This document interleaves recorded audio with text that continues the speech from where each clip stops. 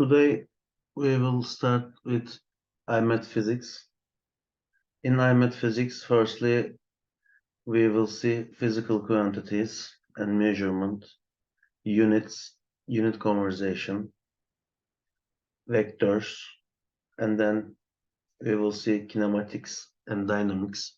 Kinematics about motion and dynamics about forces. Next, we will see work, energy, and power. Then we will look for mechanics of fluids.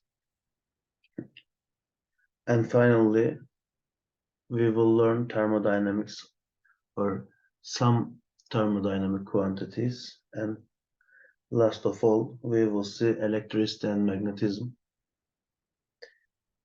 Today, we will start with physical quantities.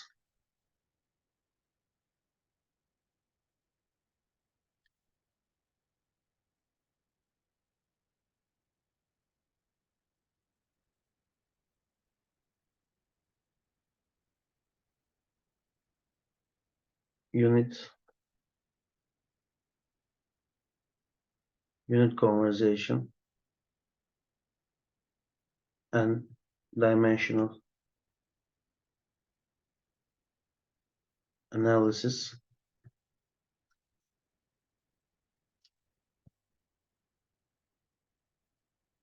In physics, we are using units for saying something. Something's example 5, but why? For mass or for length or for a quantity of molecules. We are describing with units. Because of that, the numbers alone is not a good, sorry.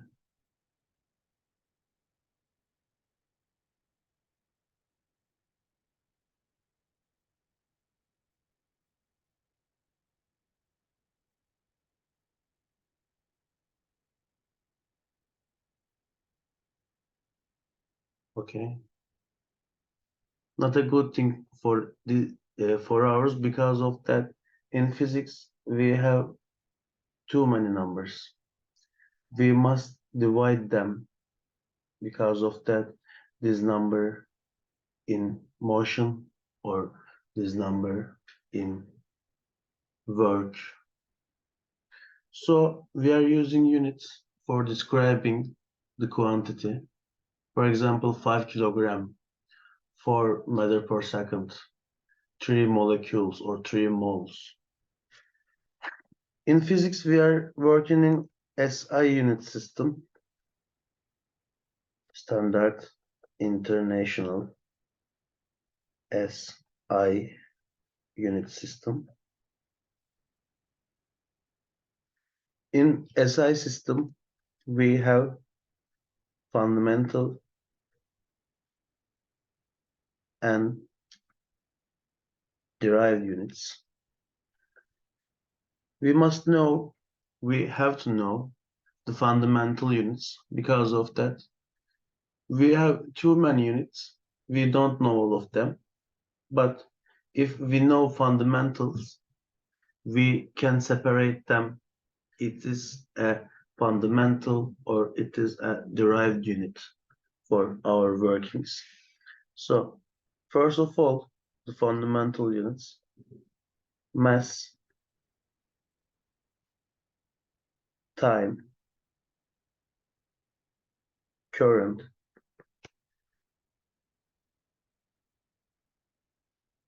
light or luminous intensity,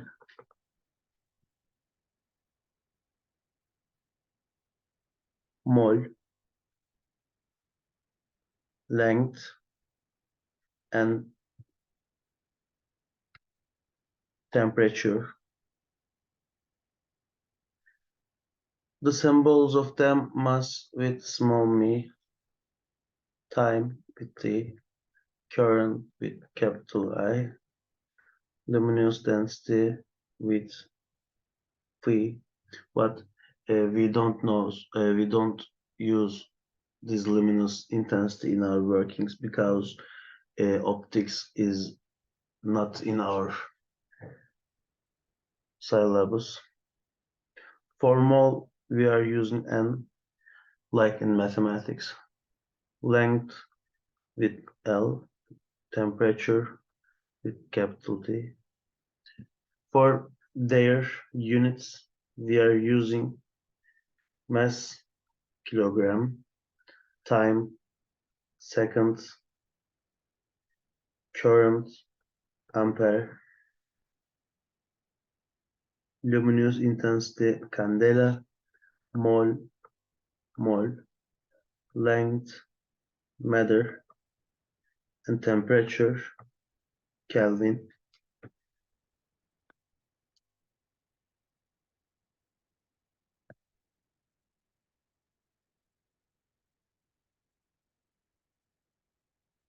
For their symbols, we can use kg, S, A,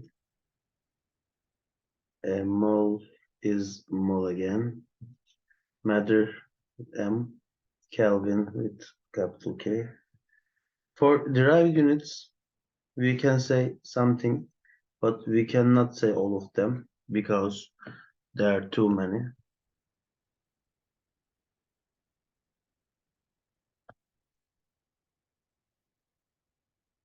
For example, velocity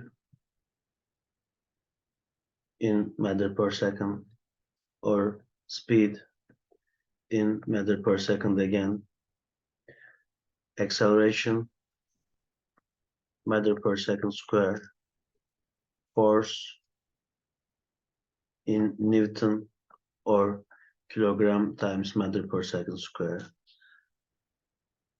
power in joule bölü seconds.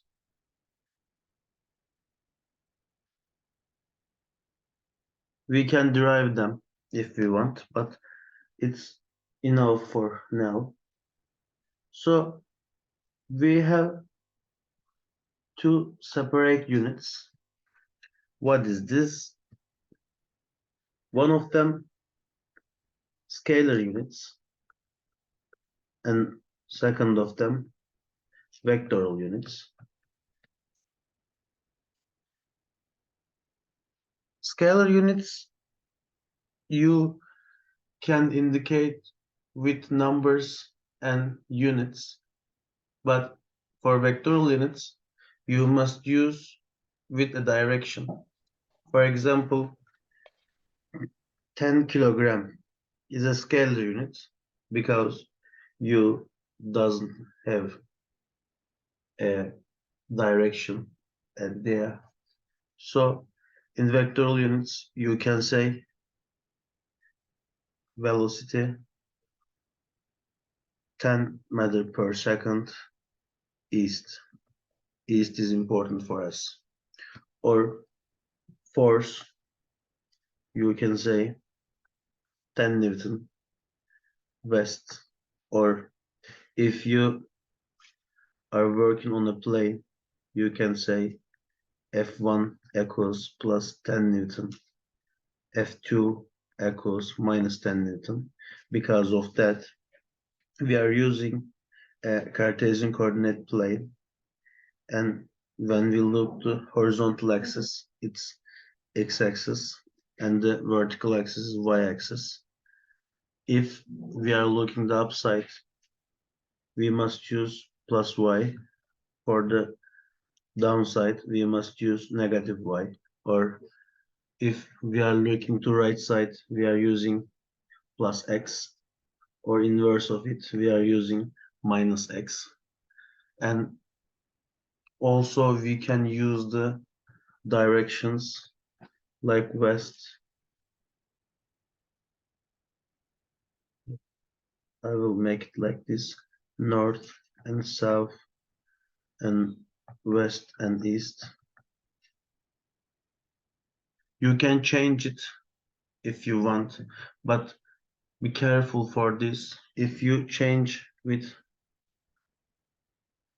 clockwise, you must round them the clockwise. So for the scalar units, we can say all of the fundamentals is scalar. So in another way, we can say all fundamental units are scalar. But we can add some things to scalar units. For example, energy. For example, work. For vectorial units, we must use, as I said, a direction. If you use a direction for your unit, you are working with vectorial units, you can say. So we can add acceleration to here, or we can say momentum for the vectorial units. For scalar units, as I said, we are using only numbers and units. For vectorial units, we are using vectors, numbers, and units finally. What about vectors?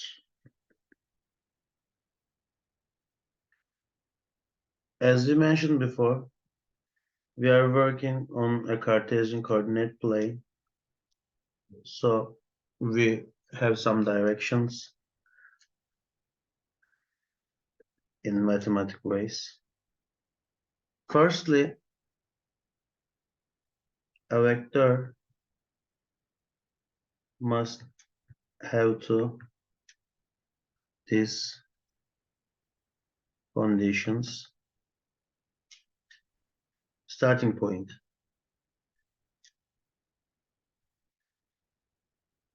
For example, a point A we will use. A point A and this point x1, y1 for us now. A vector must indicate a length. So you must look between 2 points. The second point is our finishing point, our ending point. Point B, x2 and y2. So if you draw it from A to B, you will get a vector. So as you can see, the vector has a length. We will find its length. And also this vector has a direction, and finally direction axis. We have 5 conditions for vectors, and as you can see, we have a direction with arrowhead, but this direction may in the or on the axis, for example, on the x-axis. Also, you can say it for plus x or on the y-axis, or at the same time, a vector can have 2 different components on 2 different axes. So you can say for it minus x and positive y axes. We will separate the vectors to its components, but firstly we must find the length of a vector. This vector is a b vector. If you mention a thing on a Cartesian coordinate plane with vector, you must use vector cap. Vector cap is this a b vector cap. If you find the length of a vector, you must find its absolute value, When you find it, you can use the Pythagoras theorem. Because of that, as you can see, a vector is a hypotenuse at the same time. So you know the x1 and x2 points. Also, you know the y1 and y2 points. So you can get easily the vertical and the horizontal sides of this vector. So if we say A, B, and C, A square plus B square makes C square. So the length of A is x2 minus x1. For the B, we can say y2 minus y1. So it makes our vectors square because we set for C is AB vector. So for the absolute value of AB, it makes x2 minus x1 square plus y2 minus y1 square is root squared.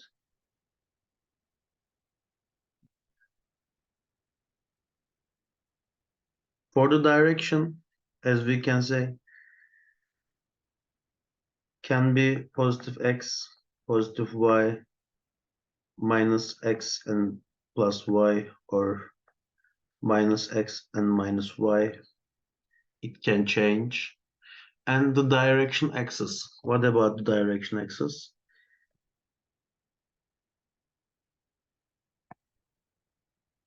As you can see, this AB vector towards to at the same time x and the y in the positive ways.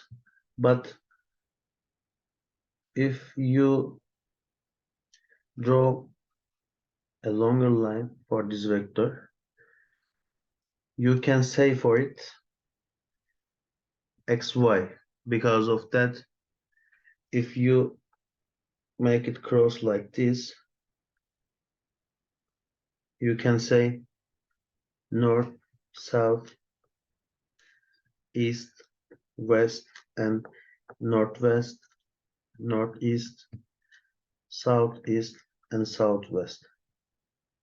And our AB vector is coming from southwest to going to northeast, you can say. Or for the another ones, maybe you can have a vector like this. We can say for the vector C, and you can say this vector coming from northwest and going to southeast is a direction axis for these vectors.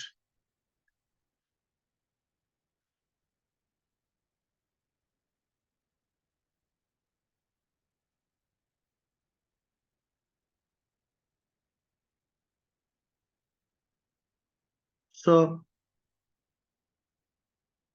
vectors are mathematical things, so we can add or find difference between vectors. For example, we can start with adding vectors.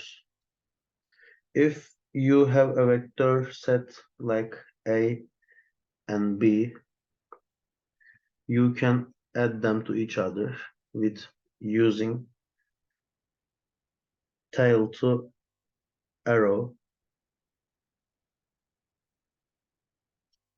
This is the arrow of vector A, and this is the tail of vector B.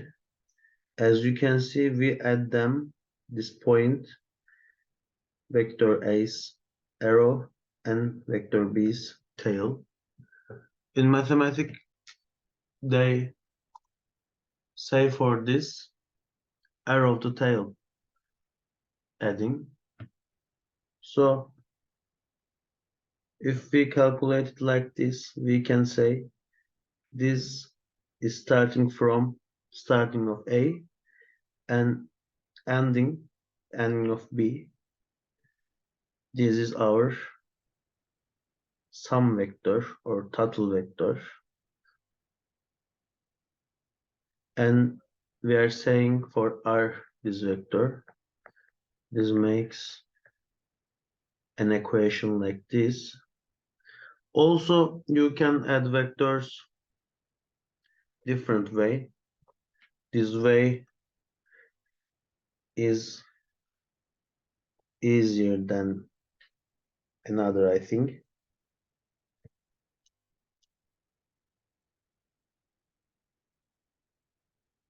Sometimes you cannot know where is the tail and where is the arrow.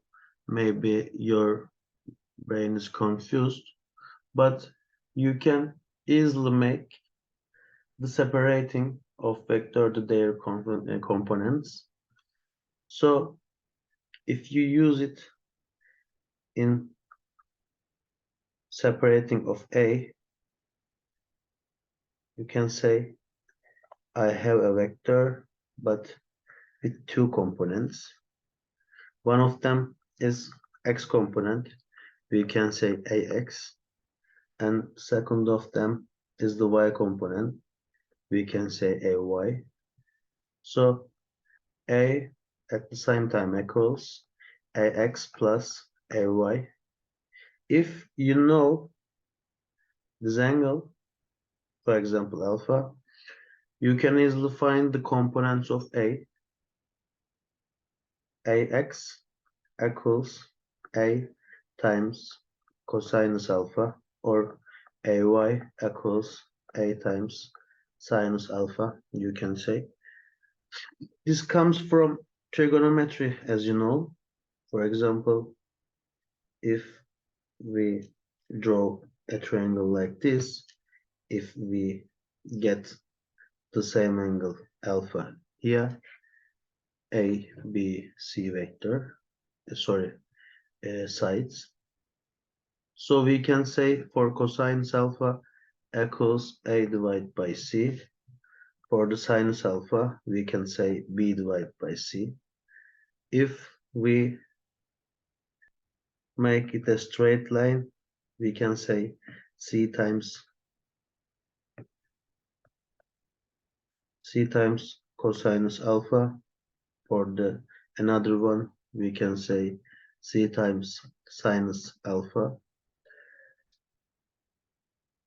It's similar, we can say A for ax, C for a vector, and B for ay, C again, a vector. As you can see, it's similar.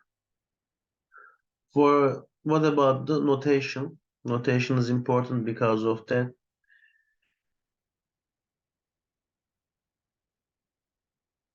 As you can see, these lengths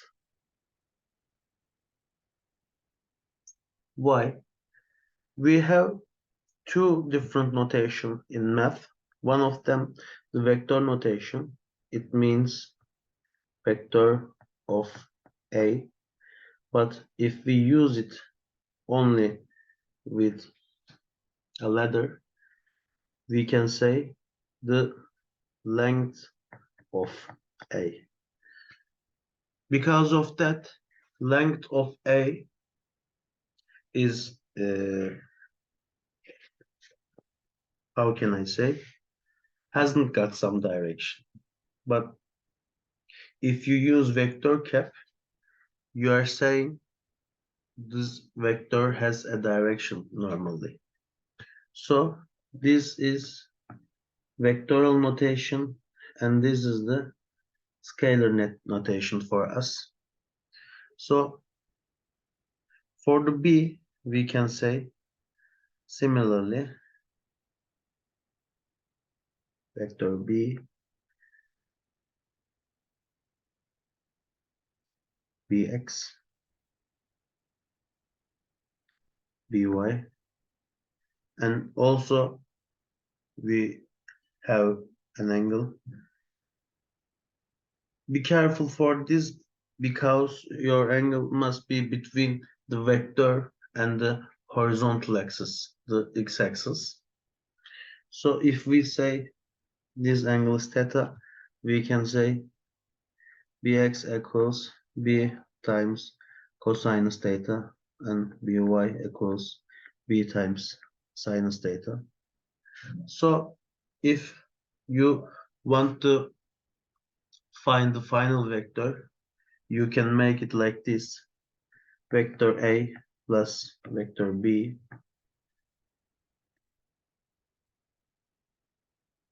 A plus B equals R.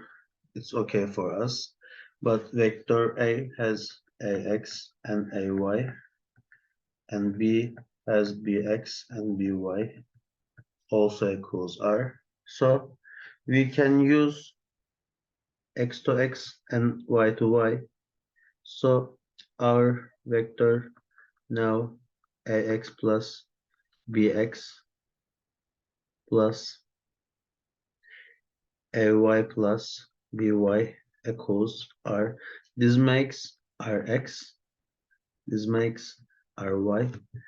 As we know, if we sum a vector's X and Y component, we can get the vector's full length. So if we find the vector's length, we must use R absolute value equals Rx square plus Ry square. So this is our second way, but don't worry about it. If you know it, it's very easy. For example, we have a vector 5 Newton with angle of 33, and also we have a second vector 10 Newton with 53. 37 and 53 is our angles. So we can find about AX and AY clearly. Because of that, AX equals 5 times cosinus and AY equals 5 times sinus. So you know cosinus 37 equals 0.8 and cosinus 53 equals 0.6. So it makes 5 times 0.8, and for Newton it also makes 5 times 0.6, 3 Newton. For the other one, Bx equals 10 times cosinus 53 and By equals 10 times sinus 53. We can also say for 6 Newton and for 8 Newton.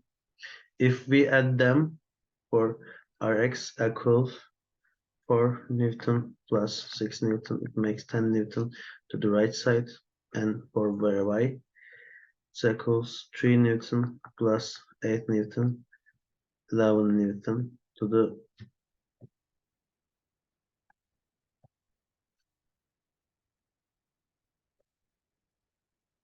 the upper or downside.